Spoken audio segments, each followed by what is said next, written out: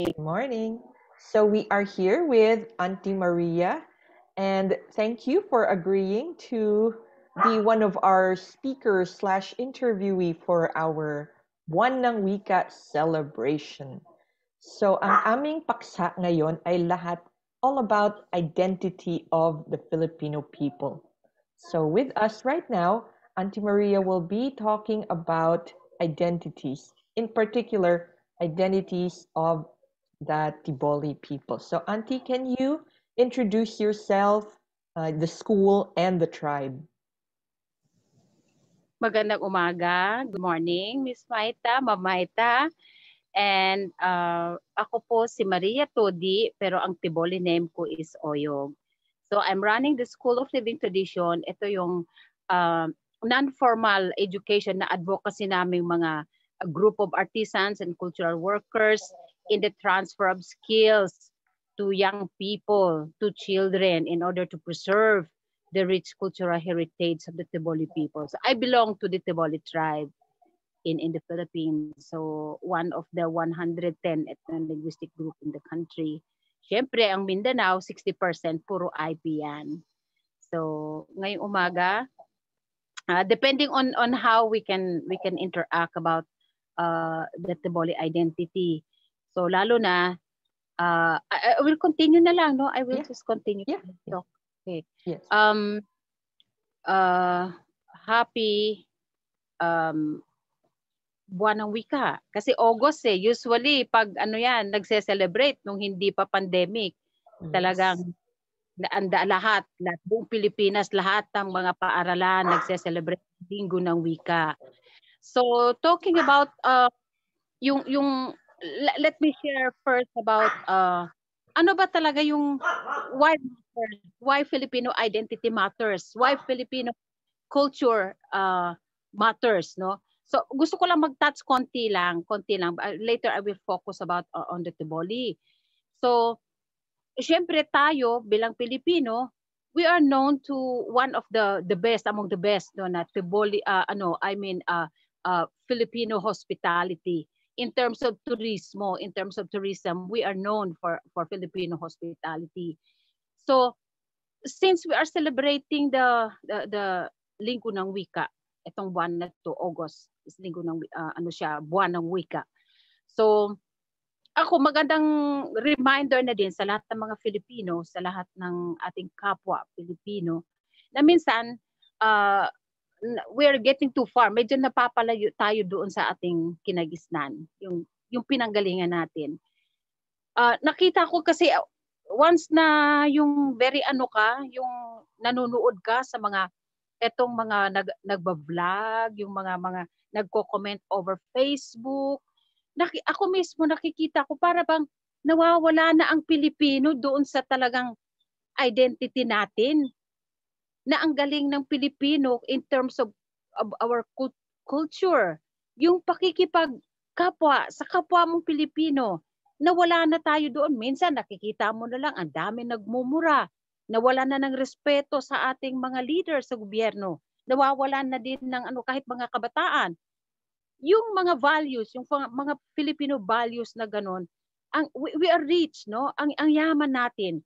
Kaya minsan lang parang napakalungkot kasi nawawala tayo. Ang layo na natin, ang layo ng agwat natin.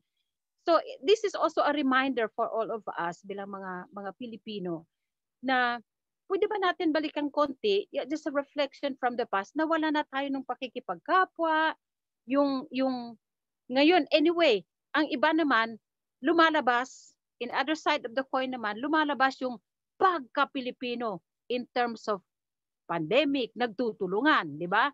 Lahat tayo, apektado lahat, hindi lang sa Pilipinas, it's all over the world, no? Itong pandemic na to. Pero makikita mo, mas magandang i-maintain natin, nandoon pa rin yung pinakamalalim na roots ng bilang Pilipino. Yung pakikipagsalamuha mo sa kapwa before pandemic, grabe, no? Pero ito ngayon, dito na, nakakulong tayo sa isang situation, itong pandemic na to. So, pero nandoon pa rin yung pagmamahal sa kapwa. That is Filipino psychology. Yung pagmamahal sa kapwa, yung concern mo, damayan in terms sa kahit hindi mo kaharap. Ngayon, di tayo nagkaharap physically but through this, no? Pero nandun pa rin yung pagmamahal. Huwag natin tanggalin yung ating pinaka-core na value ng Pilipino, yung pakikipagkapwa natin sa kapwa Pilipino. Huwag natin tanggalin. Identity natin yun, pagmamahal sa sariling bayan, pagmamahal sa sariling wika. Huwag natin kalimutan yun. Although ako, I'm a Tiboli, no? I'm a Tiboli by blood. Minsan, talking about language, pag hindi ako marunong managalog, hindi nyo ako maintindihan. Pag hindi ako marunong mag-English konti, hindi nyo din ako maintindihan. So in order for me, for us, na mga katutubo, magkakaintindihan puro Pilipino, tayo mismo sa Pilipinas, kailangan din namin matuto, di ba? We need to know how to speak English a little, tapos managalog konti. Minsan, kabalo ka magbisaya, mag-Ilonggo. Yes. So, yun, kailangan din natin, ito tayo bilang Pilipino. So, yung pakikipagkapwa, importante yun. Reminder lang yun sa atin. So, going to Tiboli identity, yung tangible and intangible heritage, napaka-importante yun. Kasi pag mawala yun, pati kami din There are some Tibolis, even us, sometimes by education, dahil nandun ka sa university, nandun ka sa mga colleges, minsan yung mga kabataan na mga katutubo, napapalayo din sila sa roots. Pero kailangan i-balanse natin yun. Huwag natin kalimutan, balikan natin yung ating pinanggalingan. Huwag natin kalimutan din. Minsan, nakakahiya sabihin, ako'y isang Tiboli, pag hindi ako marunong mag-Tiboli, kahit na sabihin mo sa spelling pa lang, medyo nagmali na nga So, kailangan din natin turuan yung mga young people, yung mga kabataan na kailangan din nilang matuto. Ito yun. Pag sinabing hayuhalafos in Tiboli, that is good morning. Magandang umaga. Maayong aga, maayong buntag. Parang ganun ba? Kailangan, wag mong kalimutan. Importante yun. One way of preserving the culture and the tradition of a certain group of people, of every IP, is yung ma-preserve din ang language. Yung mismo sa loob ng pamamahay mo. Minsan kasi nakakaano din, parang napaka-weird. Tiboli ako tapos sabi ng mga, kung magsabihin ng mga kabataan sa akin, no, yung mga anak ko, mommy, daddy, di ba? Parang weird, napaka-weird. Why not ano na lang? Why not yet na lang? Why not ma? Di ba? Ma is father, mama is ye. So yung parang ganun, yung, the way how you use the language itself, makaka-preserve sa identity mo yun bilang Tiboli ka, bilang katutubo. So kahit na sabihin natin, iba yung iba yung mga millennials ngayon. Yung para bang halfway na sila. Ano ba? Babalik ako sa kultura ko, sa roots ko, or eto na yun. Computer age na tayo. Nagsusum na tayo ngayon. Eto na, everything is into technology. Pero wag na natin kalimutan, makakatulong ang technology, pero kailangan din natin ma-preserve, ayusin natin yung ating cultural heritage, yung ating napakayamang identity as a Filipino, as katutubo. So although technology is here, kailangan din natin ngayon, technology ang ginagamit natin. So in order for us to become competitive or whatever, hindi naman too much na mag-excel ka talaga for in order for us to communicate, in order for us to know each other, in order for us to educate people about our identity. So yun, napakagandang din, technology can help us also. So yun, in celebration of the Linggo ng Wika, huwag natin kalimutan din na lalo na pag sana may makarinig ng mga mga ibang katutubo, lalo na sa mga millennials, huwag natin kalimutan yung ating sariling lingwahe, yung ating sariling dialect. Speaking po of millennials, so ngayon, di ba, nasa technology, everyone is online. Especially kami, we have, sa school namin, we have switched online na talaga fully. And actually, mga students po namin are all over the world ngayon. Basta Filipino sila, pwede silang mag-enroll sa amin. I was wondering, at what point that yung ating identity starts to become culturally misappropriated. Kasi nakikita niyo yun sa news ngayon, di ba? Bigla na lang gagamitin nila to. I don't know kung nakita niyo yun sa Ifugao. Bakit daw ginawang tablecloth yung yung mga death cloth. Oo, yung death na, oo. When what is the point when it becomes culturally misappropriated? Mhm.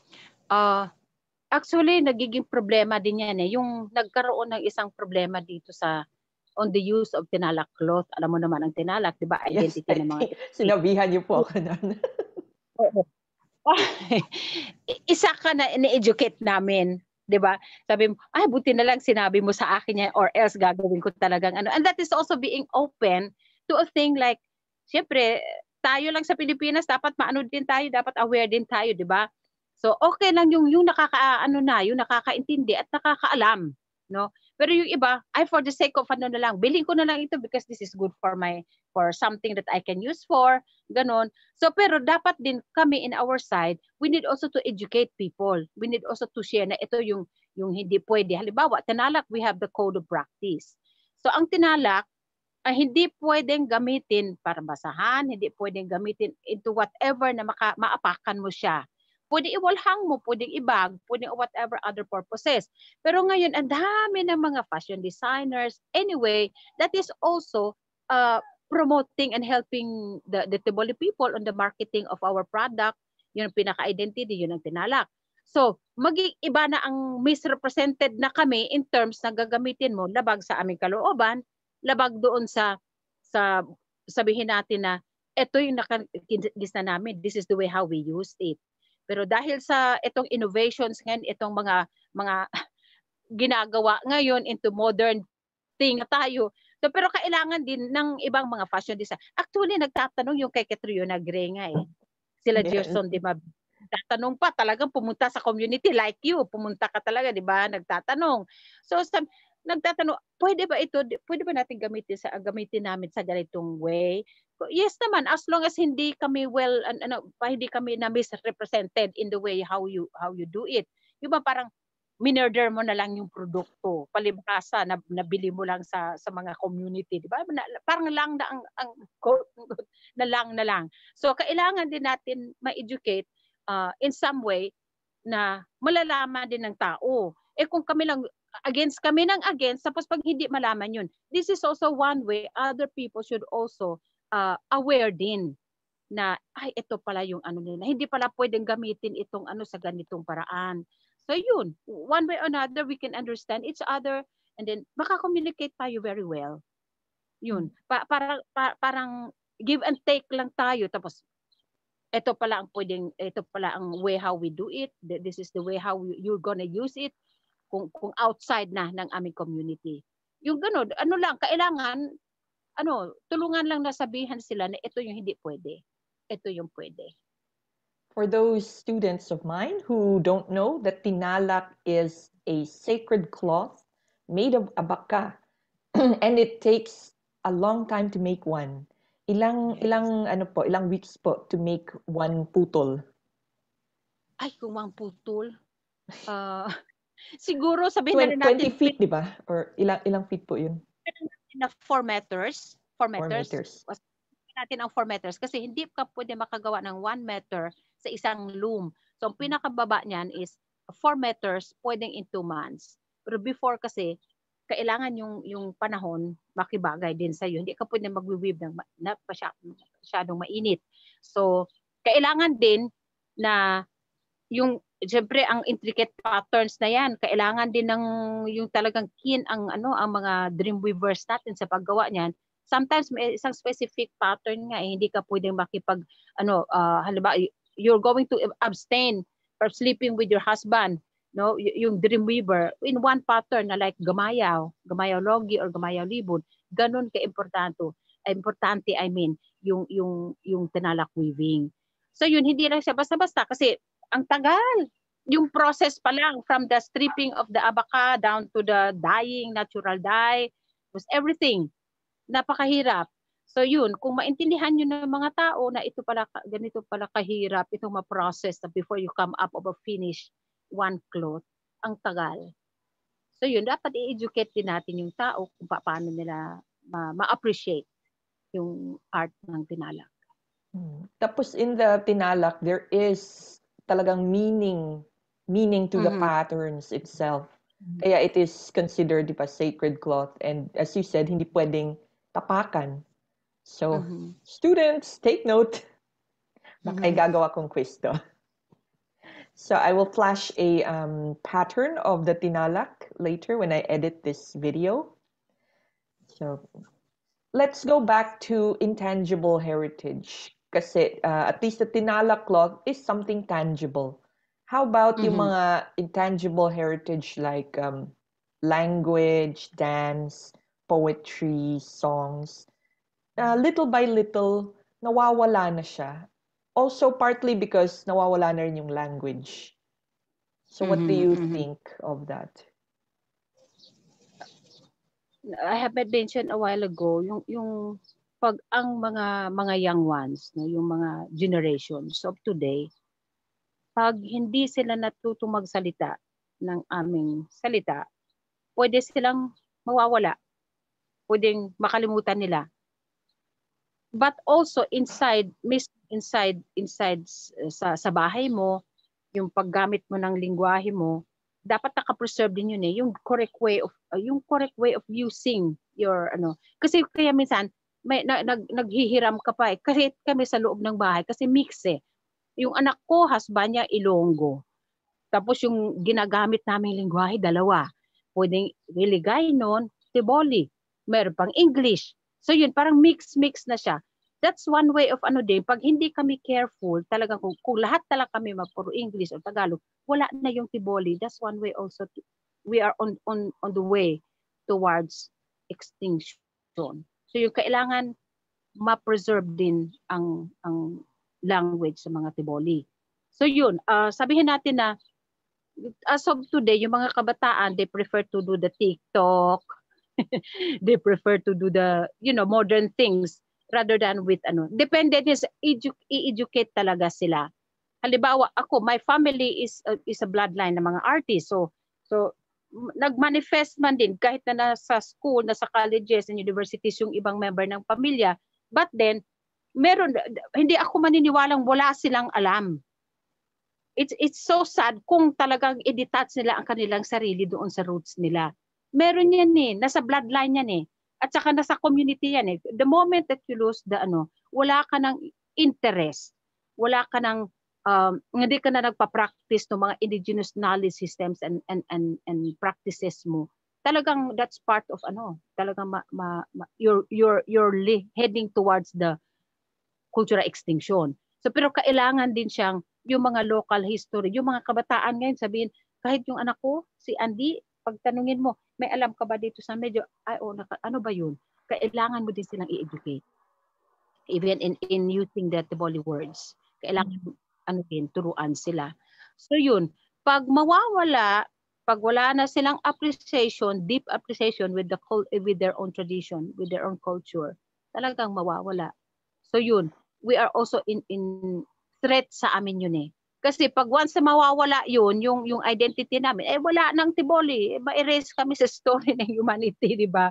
Mawala kami. But then, if we stick there, although regardless of what modernization that surrounds us, normal lang yan because things change. Pero pag naka-deep-rooted ka to the ground, no matter what happens, you can still manage to yung makimingle ka doon, pero you're still there na naka-deep-rooted ka din being a Tiboli. So yun, ini-encourage namin. That is why we have the School of Living Tradition in order for us to transfer the skills, the knowledge to the young ones so that later on, pag tumatanda na, pag wala na ako, that my children and my grandchildren will still continue and pass it on the indigenous knowledge, yung para may matutunan din sila. It's a legacy of every Tiboli to transfer the knowledge to the young ones para hindi sila mawala. That is a tradition talaga, di ba? Na from mother to daughter, from father to son, they pass on. Mostly before, di ba, orally. They pass it talagang oral tradition or yun na yung parang storytelling natin sa ating kids. Yes. Kaya minsan, siguro later on, dito kasi sa farm ako, our vision here, my vision with my children and my family here. Kaya hinayaan na lang nila ako. So in my area here, meron ng 2 tribal house. Ito ngayon, ito yung A house na parang A house type ng anak ko. kay Karina, pag every time na gusto nilang umaakyat dito sila magstay. And then I want also in this village that ma-preserve din yung kaya nagtatanim kami ng mga upland rice. It's time for us na harvesting time nga na ngayon ng mga upland rice, mga organic rice. So we want to go back also in order to preserve the environment and the indigenous knowledge. Yung mga plants na nandito, kailangan may restore din yun. And also, kailangan din namin maprotektahan din yung mga creek, yung mga tubig dito because we cannot live without water. We cannot live without the fresh air that we can breathe each day. So kailangan yung symbiotic relationship ng tayo. Kailangan din natin tulungan mag-ano din ang ating kalikasan. That's part of sabihin natin na napaka-colorful ng relationship ng tao sa kalikasan. Kasi we cannot have instrument without the nature. We cannot have kung ano yung bahay ngayon without the nature. So kailangan din natin mahalin yung kalikasan, protektahan din. So yun, isang mga bagay din na dapat i-calculate sa mind ng mga kabataan once they are deep-rooted, kasama na doon yung mga indigenous knowledge on plants, on everything. Medyo mahirap nga lang siya. Medyo mahirap gawin siya, medyo madugo. Pero but then we can still do it slowly, little by little. Nandun yung threat around us, but we need to go on, we need to move on with this. So soon in the future, pag okay na, you can also come up here, no? Paka-visit ka man in the future. Yes. Then I'm doing some Pag of hindi the... Pag hindi na po lockdown. Kasi alam mo, may road na next week siguro baka mag-ano na. Kasi going to the zipline, if you've been there sa zipline, 15 minutes. Oh. From akyat ka doon sa may zipline, paakyat dito sa taas, 15 minutes lang. Then baba ka lang na siguro mga 3 minutes. Dito na kami. So malapit lang siya. Pero very ano lang siya, yung wala kang, kasi walang sasakyan, wala namang but the motorbike can reach here pag hindi umuulan. Yun lang ang pwede makapunta dito. So later on, ma-use naman din later, but we need to stand firm on the protection ng talaga na hindi masisira ang kalikasan in terms of any development, especially on tourism. Kailangan din ma-balanse na meron kaming border, hanggang dyan lang yung turismo. Hanggang dyan lang yung baka, di ba? Because we need to work out also, sobrang turismo to, tapos nawawala yung kultura. So kailangan hand in hand dapat ma-balanse man din. That's one way also of how we can survive in terms of this kind of development. Here nga sa Davao, medyo commercialized na ang tourism. Melting pot kasi. So same is true actually in Manila. A lot of my students are in Manila. It is a melting pot because of trade and of course technology. One thing I have noticed sa mga students ko lately, they don't seem to know the history. Not just, Philippine history in general. Na-shock nga ako nung tinanong ko, bakit hindi mo alam si Balagtas?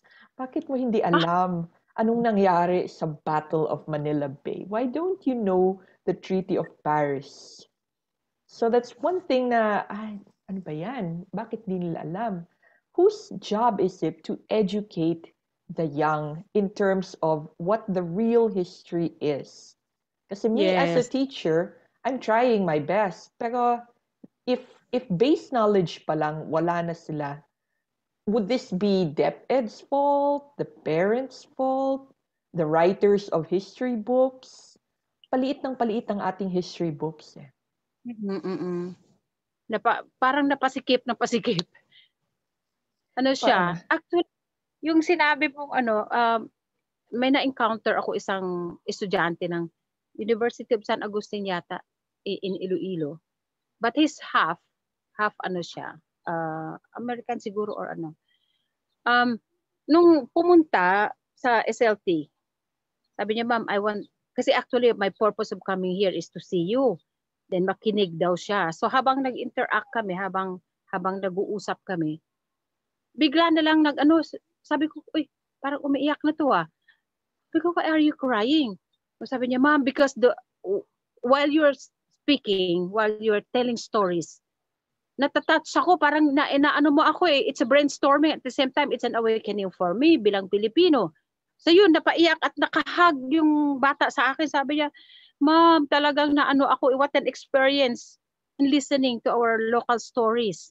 Yan, gaya ng sinabi mo, tanungin mo, which, ano ang role ng mga parents in the family of kung sila mismo, halimbawa yung mga parents, wala na silang alam sa history ng ating bansa, yung ating history, di ba? Yun, napapalayo na tayo bilang Pilipino, di ba? We're getting so far away from our roots as a Filipino. So kailangan din natin balikan yun. Kailangan din natin, kaya sino ba si Balagtas? Yung time na dinala ko sila Ria sa Manila, that was before pandemic yata yun eh. Kasi it's a celebration of tourism decade. No? So, yun, sabi ni Osep Reyes sa akin, Auntie, I want to sponsor a tour for you, Ria and Tam. So, pumunta kami sa Fort Santiago. So, yun, ang mga bata, every step, yun, that is a history. Ito, historical site, ito yung ano ni Rizal. Napakaganda, di ba? Ikaw na Pilipino, alam mo yun. Yung mga local history mo, yung history natin bilang ano, sino-sino yung ating mga heroes. There are some also, di ba? It's so sad. May mga katutubo, may mga Pilipino din kahit hindi katutubo na nakalimutan na nila kung ano yung nagawa nila during the war, during wala sila sa book ng history ng Pilipinas. Diba? Paano kaya sila ano din, di ba? Yes, So yun. true. Baka for our younger kids, you can start to incorporate technology with the history. I did see some, kagabi, naghahanap talaga ako, na mga TikTokers who actually give 1-minute history lessons. So imagine kung ating mga kids will do that, at least relatable sila. And the real history, not the Americanized version of history. So, imagine, at least ma-spread natin ang history even without our history books that I feel is talagang shrinking and shrinking every edition. Yung oral tradition, Filipino oral tradition, pwede pa natin yun eh. Kasi nandyan yan eh, sa mga knowledge holders, sa mga wisdom keepers natin, nandoon pa din yun eh. So, kailangan din maanuhan din ng mga kabataan as of today. Yes. Or tama yung sa'yo, paliit ng paliit eh. Pero meron pa tayong baraha siguro. Meron pa tayong baraha. Nandun eh, because of our oral tradition. Yes. If we pass it on, and if the younger ones receive what we are telling them, even via Zoom. Yes. Oo. Ang ganda. Thank you for inviting me for this. No, ang ganda, exactly. Ang Welcome ganda. and thank you also. I Oo, hope you can oo. join us this Friday. Kung may internet, I will send you the link so you can see our students. We actually mababait ang aming students, and they are very thirsty for knowledge, and that is the reason why I like to do these little events kahit na via Zoom.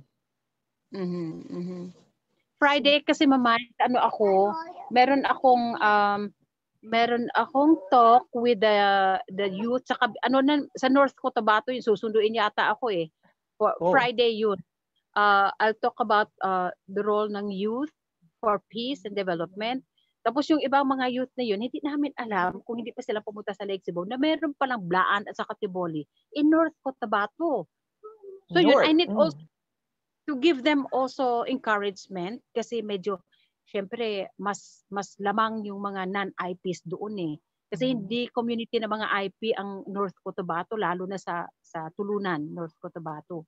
So yun, ang maganda lang doon yung First Lady, very supportive siya sa mga IP youth. So yun, I need also, it's my cultural accountability and responsibility also to talk to them, to encourage them kung anong pwede ko maitulong din sa kanila in terms of reflection, kung anong pwede nilang gawin din sa kanilang community. Friday yun, pero hindi ako free by Friday.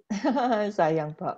All right. So last na lang po, what message can you give our senior high schooler for ngayong ating Buwan ng Wika celebration? Okay, sa mga kabataan na yung mga senior high school today, no?